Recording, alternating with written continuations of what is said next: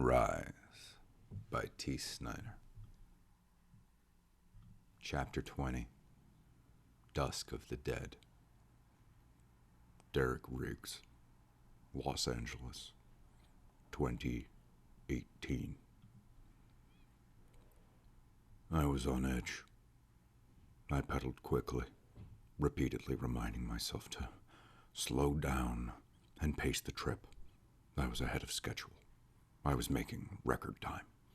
What I needed to do was settle down and stay alert. But I couldn't. My hands were trembling from the excess adrenaline pumping through my system. Dust and dried sweat lined the creases of my face, residue from explosions and high-intensity cardio. I could feel pebbles of pavement wedged into my armor, shrapnel from the grenade blast, and I worried constantly that they'd torn through, punctured my skin, and infected me somehow. I worried that I'd dropped or lost something during my escape. I worried that I was riding towards a horde of undead the size of a city. And I worried that for all the training I'd done and the plans I'd made, luck was still out of my control.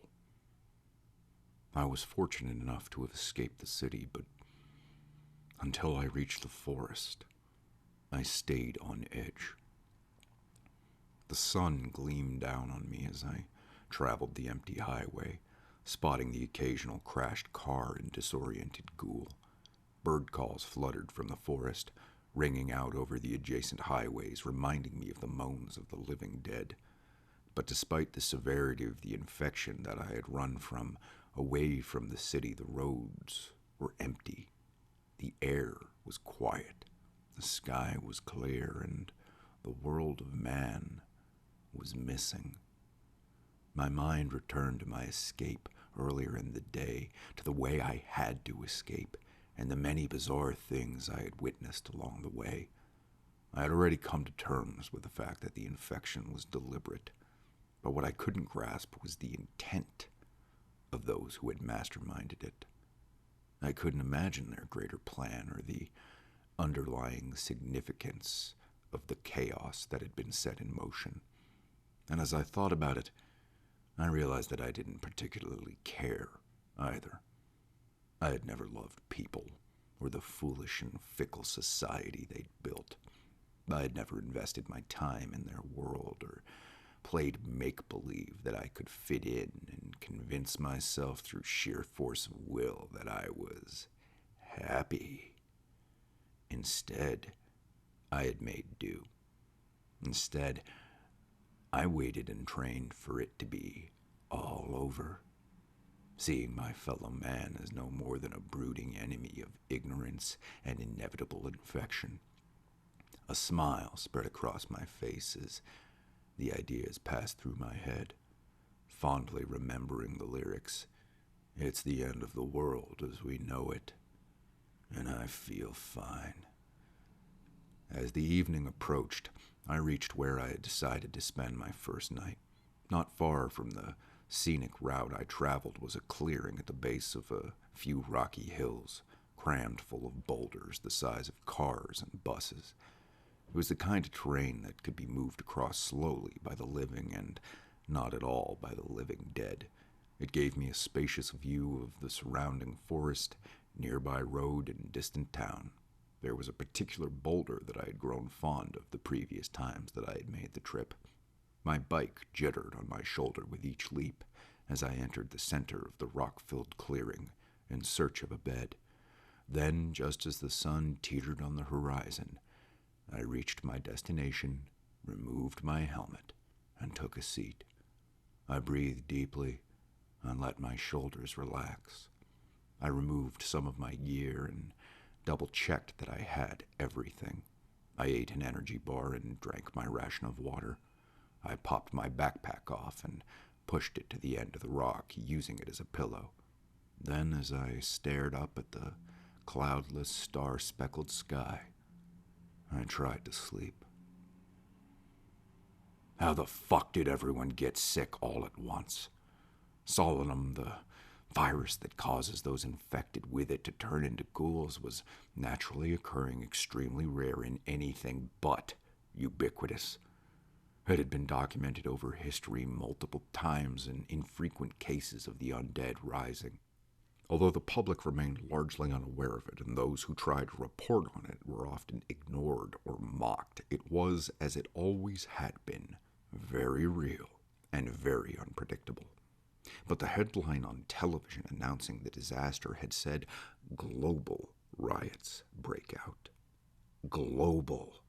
Different continents, different governments, environments, and people. And yet everywhere, everyone was sick and dying. Everywhere, the disease was spreading. It was unbelievable. It was diabolical, and as I lay on that rock, looking up at the heavens, I pondered whether or not even the most savage and unyielding men would have been able to do this. Perhaps God was a factor. Perhaps this was the rapture, and I was in limbo, hunted by the messengers of hell. An interesting idea, I suppose, but it didn't change anything. I was still alive. And as far as I was concerned, unless 4 horsemen, a flying carpenter, and a brigade of angels showed up to ice the cake, God wasn't to blame for this. We were. Instead, somewhere out there, someone thought of themselves as God and had decided to act accordingly. I wondered if those responsible were already dead, and if not, what precautions they'd taken to survive. Who knows? Maybe I'd bump into them someday in the future.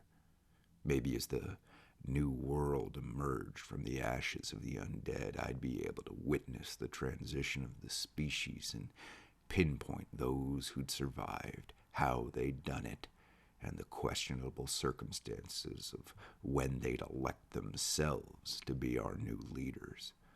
Because after all, if the infection was deliberate and God wasn't involved, someone had a plan, an ambition, an agenda, and the means to destroy everything man had accomplished and remake it in their image. I respected that. It made sense to me. And with that thought lingering in my mind, I drifted to sleep. The sound of a falling rock pulled me from my slumber, and I awoke to find my hand already on my rifle. I stared through the darkness of the surrounding area, spotting something moving in between the boulders. I reached for my helmet and slid it on, staying quiet and low to the ground. I powered on my night vision and held my breath as 2 figures came into focus, climbing in my direction. I toggled the display on my helmet to thermal, seeing deep red and orange body heat signatures.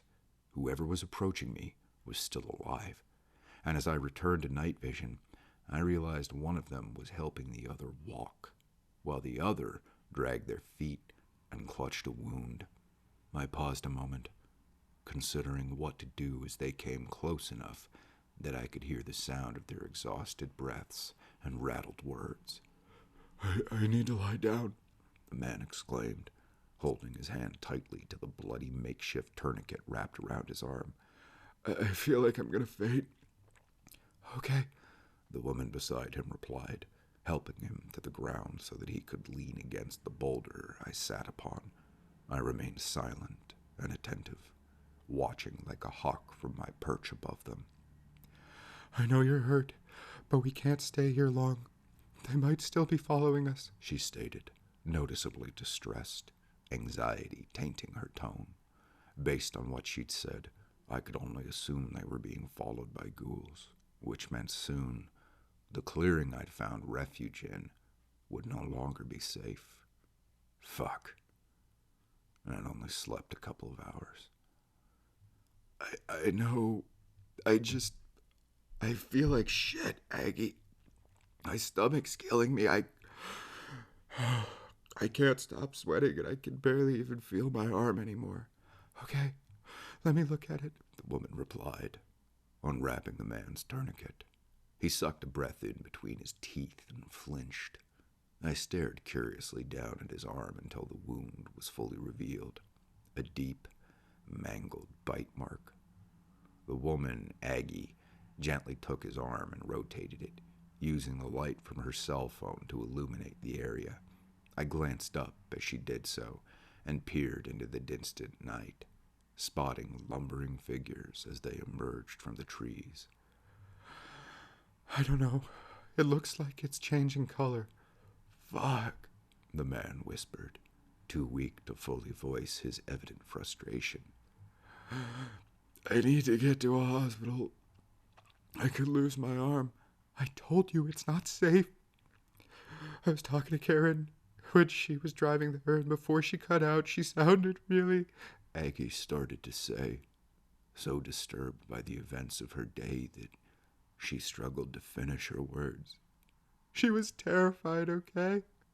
She was screaming. And I don't fucking know, okay? I don't know what's going on. I'm sorry. It's okay, the man replied, using his good arm to hold and console her. She cried on his shoulder for a moment, squeezing him tight. I glanced at the figures in the distance once more, surging from the trees and headed towards the mounds of rock. I knew that they would be unable to reach me where I was, but if I didn't leave before they surrounded the area, it would mean I'd starve and die where I sat. I looked down at the two doomed lovers and considered what the humane thing to do was. I shouldn't have hesitated at all, and I certainly shouldn't have intervened or stayed to watch, but a visceral part of me had connected to their plight and what I knew was about to happen to them. I couldn't just leave them like that. I quietly secured my gear and prepared my equipment for the road. I removed my blade from its holder and returned my attention to the couple below me, giving them a final moment together as they noticed the now not-so-distant moans of the approaching undead. Jesus Christ, they're coming, Aggie gasped, pushing herself to her feet and staring fearfully into the night. The man stayed where he was, leaning against the boulder, taking long, slow breaths. Come on, we have to go. I can't move, Aggie, the man said, his tone frail and afraid. The woman knelt down beside him and quickly retied his tourniquet. You have to. Now come on, she replied, trying to lift him to his feet. Her back buckled as she struggled to pull him up. The man's limbs were limp, and I could see his drooping eyes flutter as he struggled to breathe. He wouldn't last much longer. Come on, you have to get up. I can't, the man wheezed, a tear descending his cheek just as Aggie lost her grip of him. The man fell to the ground. She tried to move him again and again, refusing to leave him behind. I softly rotated my blade in my fingertips. The ghouls reached the edge of the field of boulders and began to clamor against them and spread out along its border. I couldn't wait any longer. I needed to make a decision. I looked down at the woman as she knelt beside her lover, pleading with him to get up. He took short, infrequent gasps and tried to say his last words, desperately holding on to life for her sake. I couldn't hear what was said. I could only hear her weep. But the moment I saw the man's eyes close and his body go limp, I stepped to the edge of the boulder I was perched upon and made my decision. As I left the boulder field, I considered my actions. There would be more days like these than there would be moments of glory, of battle and blood. In the days to come, I knew I would see towns of families and their memories swallowed by disease. I'd see desperate degenerates take advantage of their newfound freedoms, of the lawless nature of man.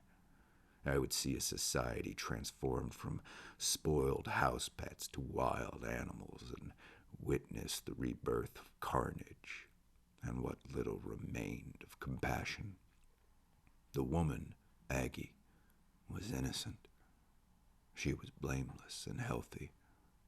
Her only sin was living in a society that had raised her to believe in fairy tales, that had conditioned her to be afraid and guard her ignorance from the truths of the real world. She didn't deserve to suffer for that. She didn't deserve to be eaten alive by the undead and locked in their hell of lumbering the world, preying on countless others just like her. No one deserved that.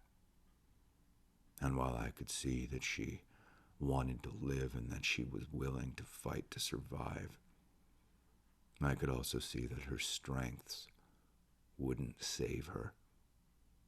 I had made my decision, and I had made the right one. I had spared her by ending her life.